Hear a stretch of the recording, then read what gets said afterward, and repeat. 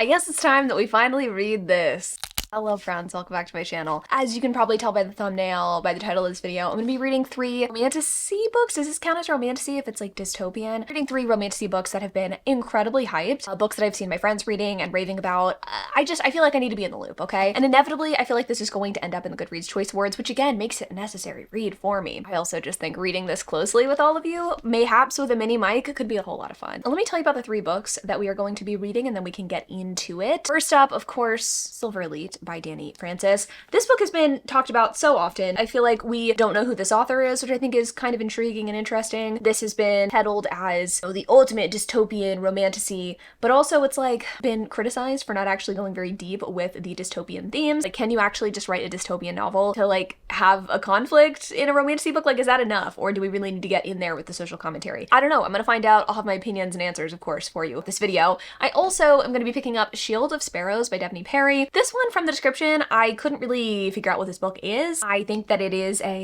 I don't want to say generic romantasy book, but I've heard mixed reviews about it, so I feel like I need to figure it out for myself. I've read other Daphne Perry books in the past and have had mixed success with them, so I'm curious to see what her foray into romantasy looks like. And then lastly, of course, I'm going to be reading Direbound by Sable Sorensen. This one I know has wolves involved, dire wolves, that sort of thing. I think there's like people bonded to wolves, which sounds interesting to me. For a while, I think, since we've gotten wolves in a romantasy kind of setting. I feel like normally it's fae or it's people with like magical abilities, and I'm sure there's going to be magic in this too, but like wolves are going to be involved, which should be fun. And I like that this one is available on KU, so that should be fun. Actually, I think Daphne Perry one might be as well. Regardless, very excited to be reading all 3 of these books and hanging out with all of you. I think that this is going to be a chatty vlog, a fun vlog, one that's probably going to require quite a bit of self-care to keep me going. Perfect because the sponsor of today's video, Foreo, really knows about self-care. Now, if you're a regular viewer, you probably already know that I have been loving and using the FAQ 202 for months now, and it is one of my favorite treats throughout the week. It's a new generation of LED face masks that's made out of silicone that's ultralight, wireless, and super comfortable. I've been popping this on for about 15 minutes, 4-ish times a week on the days that I do not film. Because the mask itself is made of silicone,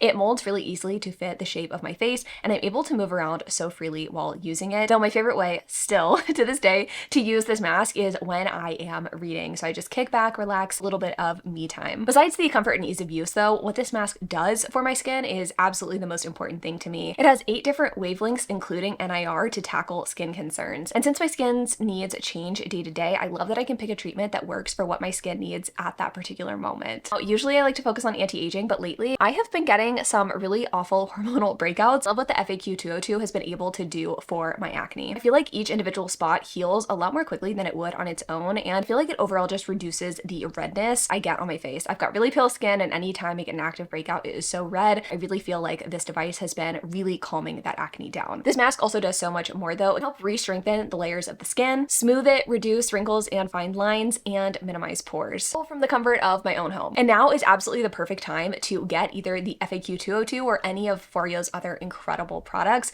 because it is Foreo's birthday and they are celebrating with incredible deals. So many of the products on their site are already on sale because of Foreo's birthday, but you can also use my code on top to get additional discounts. So with code Chandler35, you can get 35% off site-wide, including, of course, the FAQ 202, but again, also Foreo bestsellers, and again, already discounted products, so you can get up to 50% off other Foreo items. You definitely don't want to miss out. Be sure to click the link in my description down below and use code Chandler35 to get 35% off. Thanks to Foreo for sponsoring this portion of today's video. All right, my loves, we have started, and Binky decided he wanted to come and say hello. He has not been around today. He has been sleeping all day downstairs. He decided to pick up Direbound. This book is entertaining, intriguing, and not good at the same time. I don't want to get too judgmental too quickly, but it's about our main character Marin, who is living in not the slums, but like not the nicest part of town. There is a king of this society. There is a threat of danger. There's a war going on. There's just a lot of stuff that we get introduced to very quickly,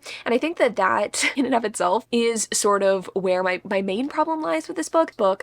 Does this thing where it almost, I don't want to say breaks the fourth wall, but some of the reveals of information and of world building are so transparent that they're almost like corny. There's a moment where our heroine specifically is describing the dire-bound people, the people who are like bound to wolves, they're sexy and hot, but also so dangerous. And she like details the bond that they have. I wish I had like highlighted some of these lines because I was like, it pulled me out of the story. A better example of this is not a line actually from the book, but to her little sister, and she says something like, "You can't go out to the forest. The forest is where the beasts live, the beasts that are scary, and the beasts that do this, that, and the other." And it's like, I think there's a better way to reveal the information here that's like not quite so on the nose, corny. She is living in this society. She is making her money by fighting people and trying to just kind of like make ends meet. Her mom has some sort of mental health condition that causes her to seem a little bit like she has something like dementia. And so our heroine is trying to earn money to bring back potion for her, a potion that could potentially help her. She is taking this potion already, and it kind of gives her some coherence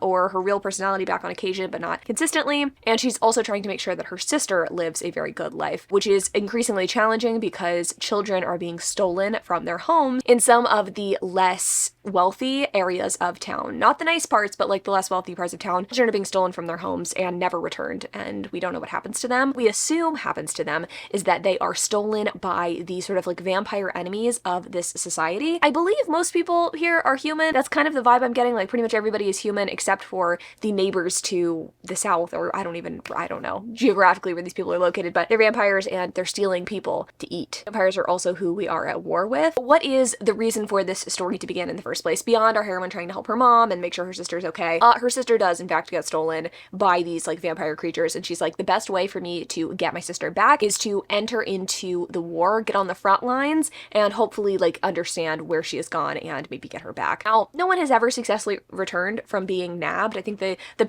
vampire people that they're referring to are called nabbers. She's gonna see if she can get her sister back, but unfortunately when she enrolls into the army, she is kind of unwittingly enrolled into this competition. She is going to compete to become dire bound, which means that you're going to be bound to these giant wolf creatures. You get a kind of telepathic connection, increased healing. I don't know if you get like magical abilities per se, but she has no interest in this. She has to kind of enter into this competition because she already enrolled into the army. Really make a whole lot of fucking sense to me, but okay, sure. She ends up getting bound to a wolf, and this wolf doesn't really want anything to do with her, which is interesting because the wolves choose their human. We are entering into a training sort of scenario. I think this book's comps are Earthwing and the Hunger Games, and I wouldn't say the Hunger Games is a very apt comparison, but it is kind of giving Fourth Wing vibes. I think our heroine is much less irritating than Violet, which I appreciate. There are things that I'm not totally loving and that are kind of reminding me of Fourth Wing. Do appreciate, and this is actually something I can't say that I appreciated about Fourth Wing. I appreciate that our heroine is not like the most skilled. I was really nervous when she got selected by like the best werewolf or whatever, that she was going to immediately have a bond with this wolf and be better than everybody else and like naturally gifted. She doesn't have that going for her at the moment, which I am appreciating. Now that I'm thinking about it, I guess Violet was kind of special, even though her physical body wasn't more powerful than other people's. Like she got the dragon. We don't need to get into Fourth Wing. At least our heroine in this one like doesn't have any abilities, and you know, beyond being a decent fighter, doesn't seem like her wolf really wants her, which I think should make this an interesting sort of situation. There's 4 different wolfy packs that you can be a part of like the leader pack of all of the packs. I don't think that her dream of getting her sister back is really gonna happen, but we'll see, I guess. One other critique, one other little bitch.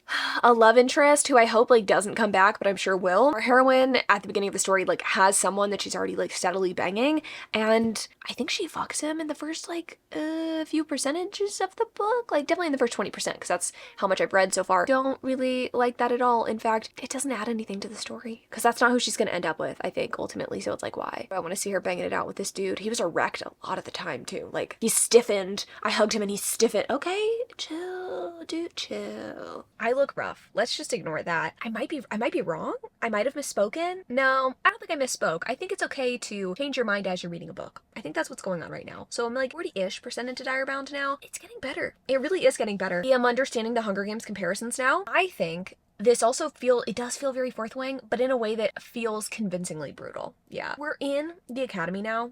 I don't know what the fuck we're calling it. Raw Bond Academy? Like, what the fuck are we calling this? The little school. There's like multiple trials that are gonna happen. There's like 4 different trials that are going to happen. 4 of these people are officially initiated into the service, I guess. Up until that point, I guess they could be like murdered and shit in these trials. I'm doing a terrible job at describing this, but our heroine gets bunked into her little space with all these other people. She learns that privacy no longer exists and everybody's gonna see each other nude. She realizes everybody be fucking, and she also realizes some secrets about the guy that she was banging at the beginning of the book. And you know, he has come back in a big way. And I feel like I should have seen it coming, but I'm not hating it. So that's nice. I feel like I'm being so vague and just giving you like everything, giving you kind of everything. But also I don't want to spoil this book too much, you know, because I think a lot of you probably want to read this, right? Right? Maybe. What can I say? What can I say about my thoughts and feelings? I am actually, for once, mildly intrigued by the love interest, right? Sure, I guess we could say the guy at the beginning is a potential love interest. I don't really think he is. I don't think he's going to be endgame. There is a guy who is the alpha of one of the 4 packs who is training them. He's like not on the front lines right now, and he's like giving up that for a little while so he can train our new recruits, and everybody's like, oh, it's such an honor that you get to be trained by this big dude. Somebody Therian, I think is his name. It starts with an S. Is it Stag? It's something stupid. He seems like an asshole, and I don't always love that, but here's the thing. I'm buying into the romantasy of it all, and I kind of like the way that it's executed. I like him more than Xaden. I definitely do. Xaden didn't really feel convincing to me. He didn't really feel like he didn't like our heroine, and the guy here, he's like indifferent, doesn't really care. He also tattoos this bitch's neck. She gets real. She gets real really fast.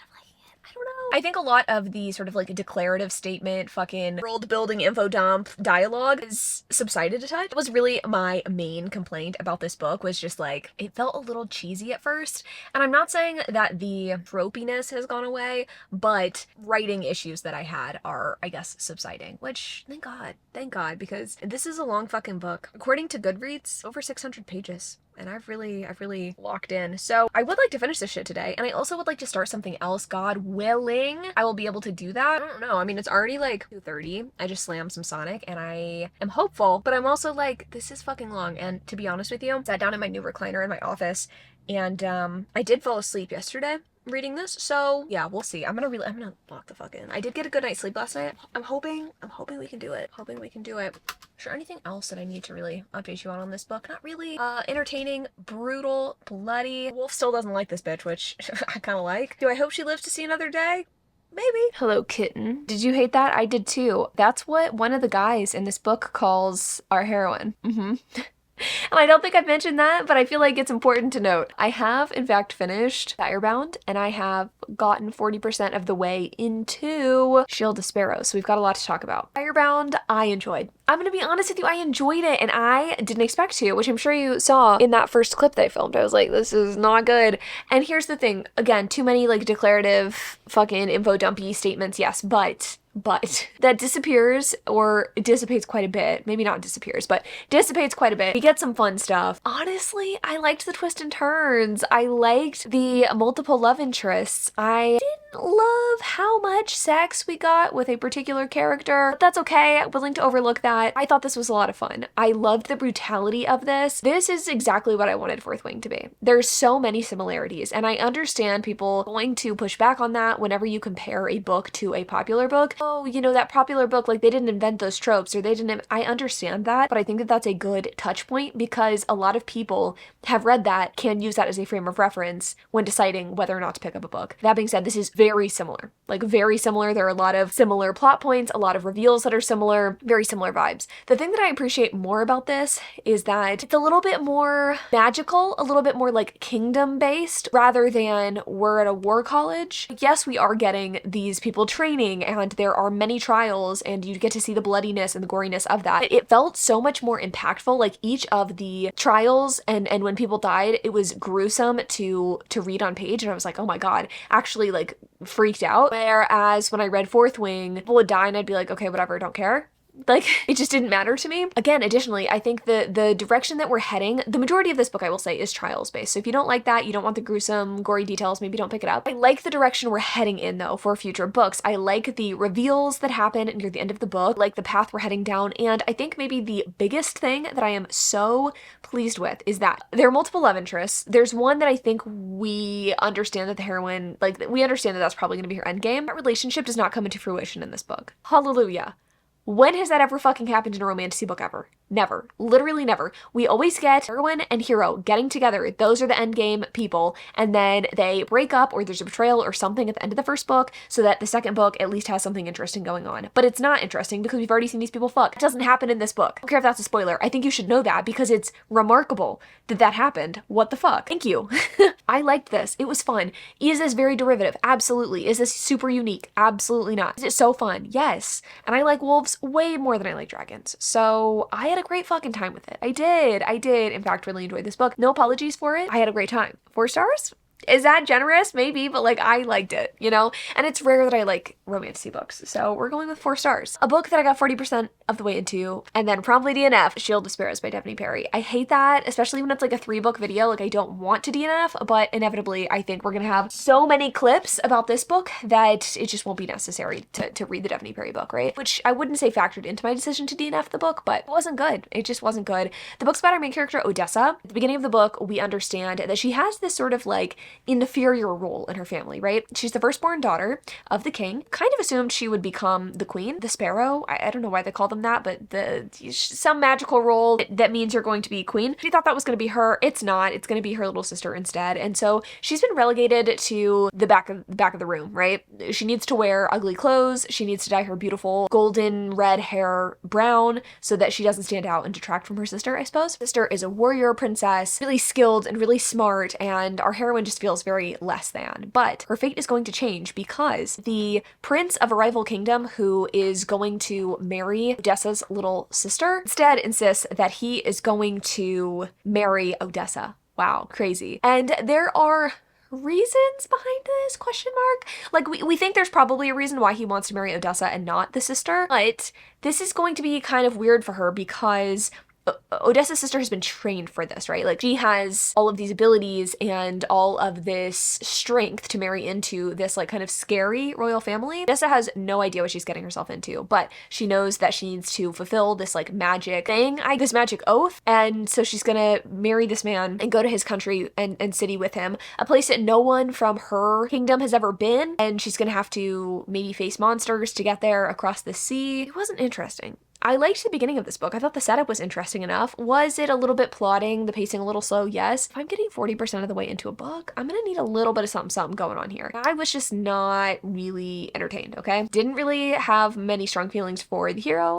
I don't even know who the hero of the book is. Is it the prince? Is it the guardian who is like one of his like knight kind of people? I don't know. I don't care. I didn't like this book. I really don't understand the hype behind it. I thought I would like this because this feels more court politic-y. I like that there's more magic in this than there was in the last book that I read, but the way that the story was told was really unexciting. And a lot of Goodreads reviews also pointed out that heroine is asking questions every 5 seconds, like her dialogue. There's always a question mark at the end of it. Not even dialogue, but like her internal thoughts. And it is true. It's like she doesn't know shit that's going on, and as a reader, it's like not fun, and you don't necessarily like want to find out the answers to her questions. You're just like, shut the fuck up. So no, it's not really for me. I'm sure this won't be either, but I'm trying to go in with an open mind and be excited about it. Okay, so I am gonna start this. I think though I'm gonna wait until tomorrow to pick this one up. I really wanted to finish this video today. I really wanted to vlog this tonight. It is, however, the 4th of July, and I've already started hearing fireworks, so I don't really know that that's like the backdrop I want to read this book in.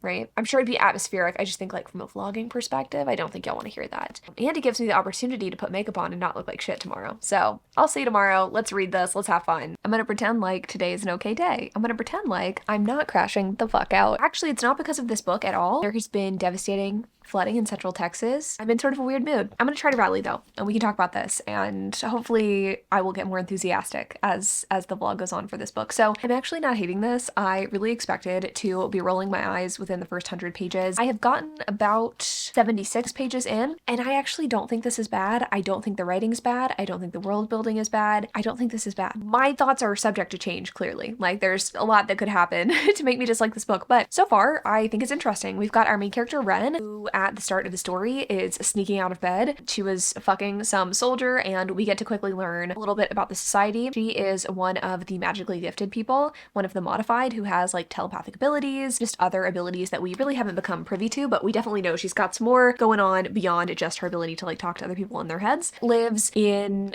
close contact with other modified individuals, other people who have these abilities, they are having to live in secret because these abilities and these powers are not something that is okay in this society. I'm not sure if everybody who has these abilities and is found out gets executed, but that's kind of the vibe that I'm getting. Now, the government, we don't know much about at this point, but we know that there is kind of a commander of an army, and I think we're under some sort of like military rule right now. Our heroine, of course, is like trying to kind of just live her life, but also live within the bounds of the society. That's why she's like fucking soldiers, because like, hey, why not? It's like, you know, a feast day celebration or something. So she, you know, fucks one of these guys, but she ends up getting caught up in a conflict pretty quickly. Her uncle ends up taken, I guess, by the command, by the forces, people who don't have magic and the people who are very anti-magic, and they end up, I don't think this is a spoiler to say, executing her uncle, and now she is being conscripted, I guess, into this army. It's kind of weird to me that that is kind of the route that this book is taking, that we are conscripting this girl who is not a part of non-magical society.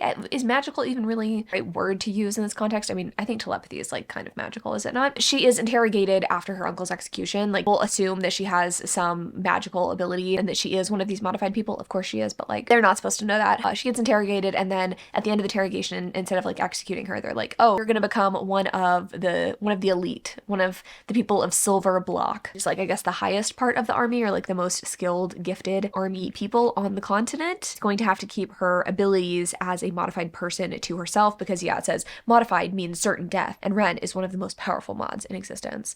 Almost all of this can be found in the flap of the book, so I'm really not spoiling anything for you. But I honestly have to say, I think the way that the world building is done is pretty crafty. I am not bothered by any goofy declarative statements or weirdness that's happening in this book. I find Ren to be a pretty sympathetic character. Is she very similar to other heroines I've read in these kinds of books? Yes. Stubborn, maybe gifted more than other people? Yes. Going to have a hard time at this academy or whatever? Yes, probably.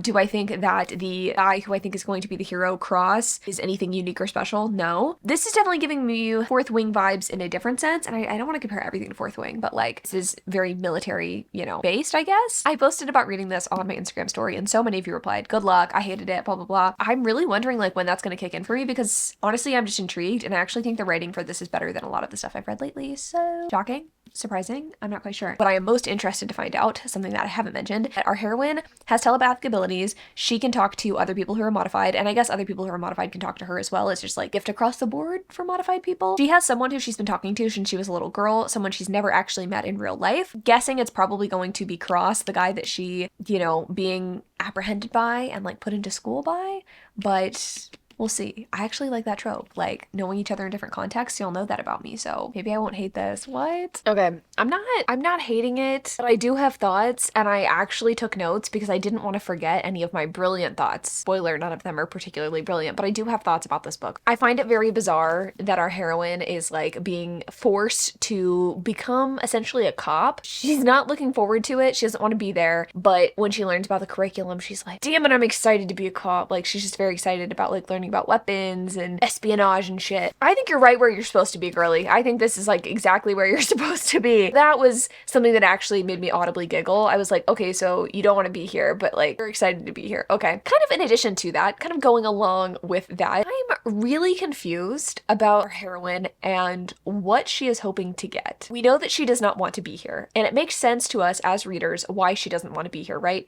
She's modified. The people who are not modified are called primes, the people that are, you know, magicless, who have not been, I guess, infected with whatever contagion swept the world or whatever and infected some people that have abilities and a lot of people don't. I understand not wanting to go to the powers that be, not wanting to be a cop, try to hunt down your own people, get that. But what I don't understand is what she wants next. She does say in her dialogue internally, wish I knew what I wanted. I need to come up with a plan. The only plan that she has is to get out of there. That's it.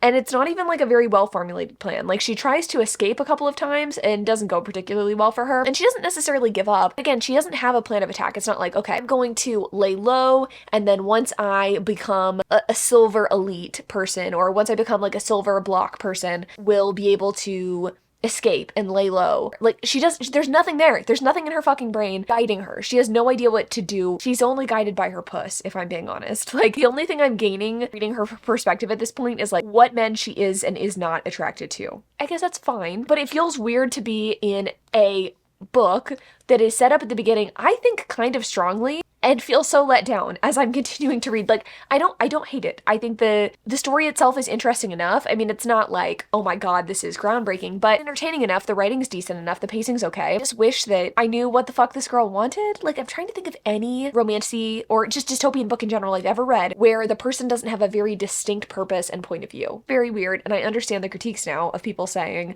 this feels like someone just wanted to use a dystopian background and didn't know what the fuck they were doing with it, okay? Because that's the problem, is like the heroine doesn't know what the fuck she's doing. Additionally, what is this world? We have found out a little bit more, but I don't think that it is revealing anything particular about humanity or anything like that. We found out that while the primes are in power now, before there were modified people in charge, and they killed, did they kill people or did they just give them shitty jobs?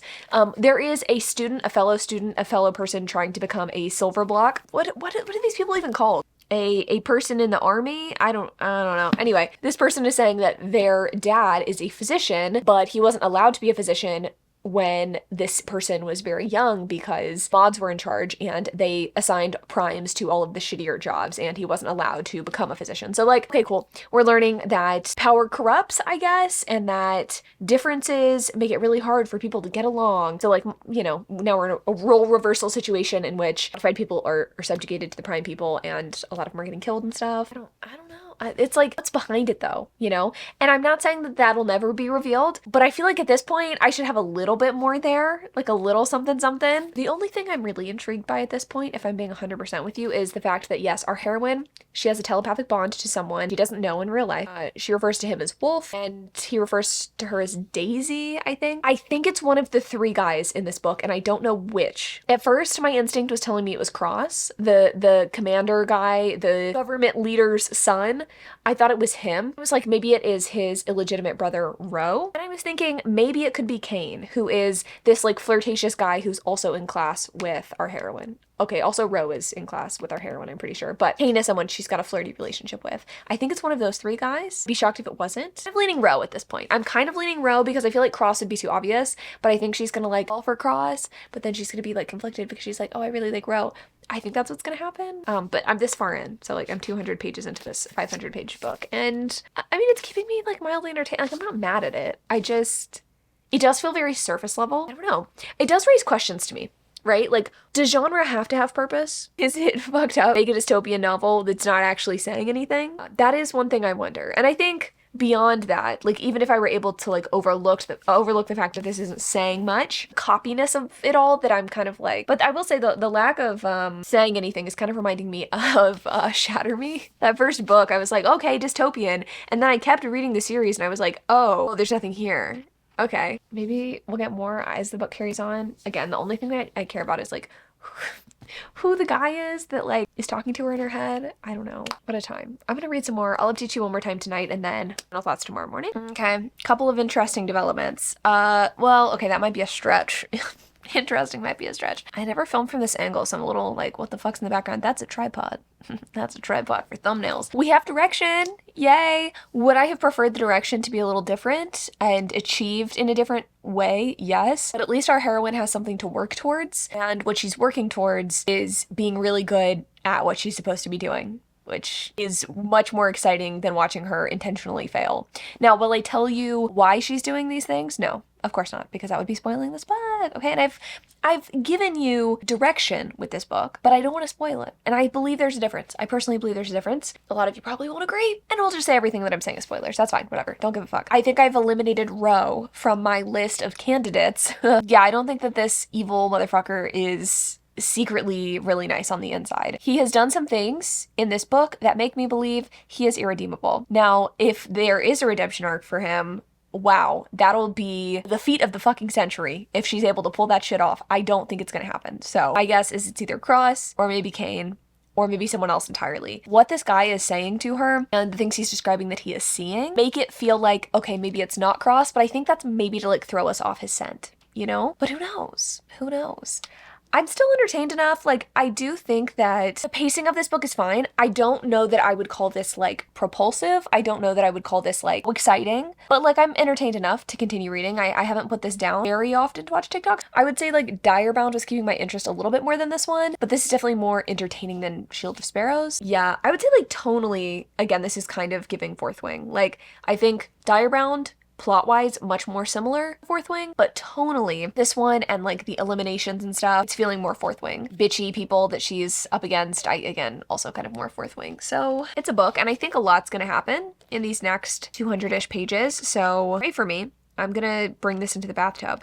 And I almost spoiled the book for myself because I think there's some juicy stuff at the end, but I'm not going to. I'll check in tomorrow. Finished Silver Elite this morning. I didn't hate it. I don't actually think this is a bad book. Like, I don't know who I'm turning into. I was fully prepared to bitch about this book. I was fully prepared to be a hater because most people whose opinions I trust didn't like this book. Now, there are a select few people that I follow and who I really love who did enjoy this book. I know Rachel from Raven-Haired Reader did really enjoy this. She and I don't always match up when it comes to like romantasy opinions. I didn't know like what to expect from this book, and just generally I really, what I'd heard, I thought this would suck. I don't think that this book is my new favorite romantasy or dystopian or whatever the fuck this book is peddling itself as. However, I don't think it's as bad as people are saying. This is something that I've been noticing online lately, especially, is that we have two very, very disparate sides of the internet and or people. We've got people that say books are not political and they don't want to engage critically with texts. And we have people on the other side who want to take everything incredibly seriously,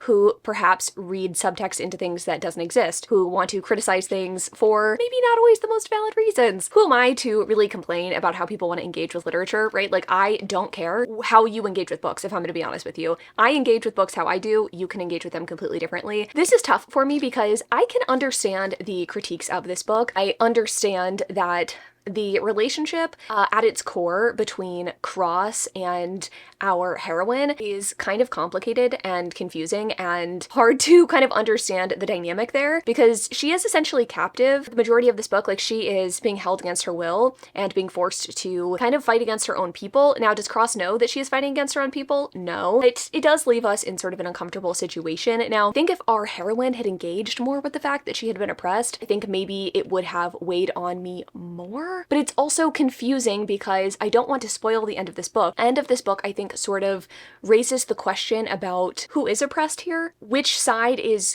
good, which side is bad, and I was not expecting that level of, I guess, I don't want to say depth. I wouldn't say there's a lot of depth to the story, but I wasn't expecting that, I guess. The twists and turns that happen near the end of this book that kind of leave you guessing who the good guy is, guessing what side we should be on, I think not hard to criticize this book, but it makes it hard to engage in a way that's very much like, this is how we should all feel about it. I mean, and that's never gonna happen anyway with a book, but just I find it challenging to criticize this because it's a cliffhanger. We've got another book coming. We've got more things to kind of unpack here. And on its surface, like, there wasn't a lot that I felt was abhorrent. This is a challenging one, I think, for me at least, to dissect. And I mean, I've never claimed to be someone who engages super critically with text. I mean, I definitely tell you if I don't like things or if I like things, but yeah, this is a really tough one for me. I like, don't know how to talk about this book. I'm wondering if I'm missing something because of the way that people have talked about this, as if this is like, again, like the worst thing ever, and you know, I can't believe you'd write a dystopian that says nothing, and I don't know if that's true. I'm not saying that this has any bold messages. I think at the end of this book, what I will say is that a lot of questions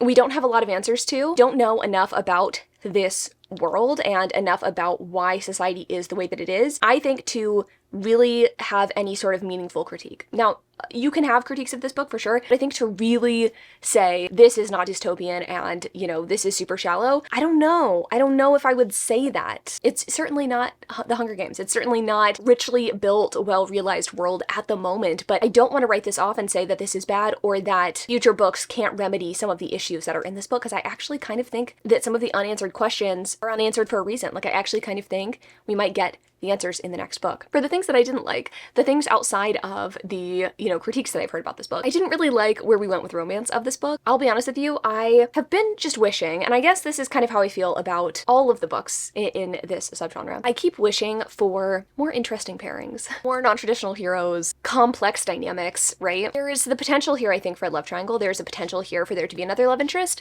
and I definitely like the other potential love interest more than the one that she is with for the majority of this book. But it has me thinking about the heroes that I really enjoyed whenever I was was reading young adult fantasy, and the differences we got in those heroes. Like, say what you want about Jace Wayland, but I think that he was an interesting, complex character, and I really liked his brand of like sarcasm and humor to kind of hide the damaged inside. We don't really get that in Romantasy anymore. It's like, he is going to be an asshole, he is going to be mean, and then he is going to be overcome by lust and have to get with our heroine, right? I'm thinking of, God, what is that series? The Awakening or whatever?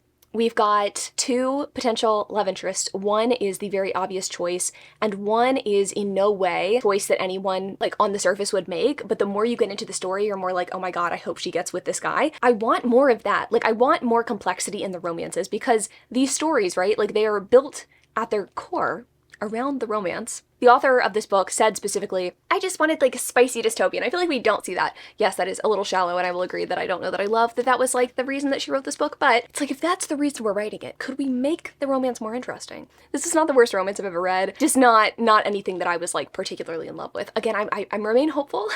I remain hopeful. I don't think that she's going to get with the other love interest, or that they will be, you know, a serious contender long term, but I'm prayerful, hopeful that we get something a little bit more interesting with the romance. Can y'all leave me comments, I guess, in the comments down below. Romances, romantasy books with non-traditional heroes. Is he quiet? Is he meek? Is he funny? Is he just not the archetype of a hero that we see in romantasy? Like, I would love to read a book like that. It would be really spectacular.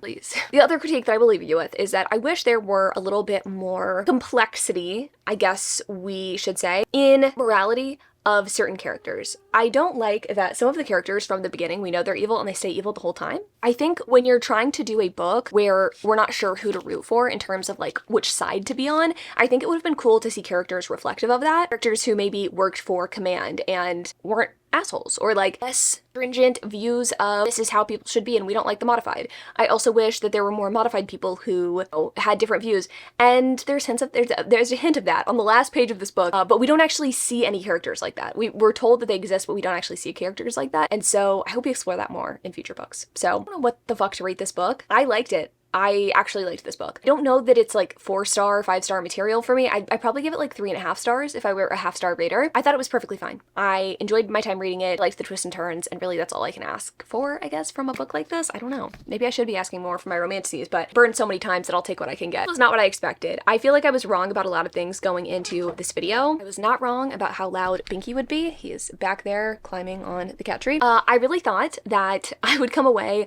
loving the Devney Perry book, feeling okay about Direbound, hating this book. None of that was true. I ended up really enjoying Direbound, having a really good time with it, enjoying Silver Elite, and not really vibing with the Devney Perry book, but I guess that's just how the cookie crumbles sometimes. Thanks for watching this, y'all. I actually had such a fun time with this. Let me know in the comments down below what you disagree with me on this opinion, and again, please give me some romantasy recs with non-traditional heroes or heroines. Hell, I will take either at this point. Thanks for watching. Love y'all so much, and I'll see you in the next one.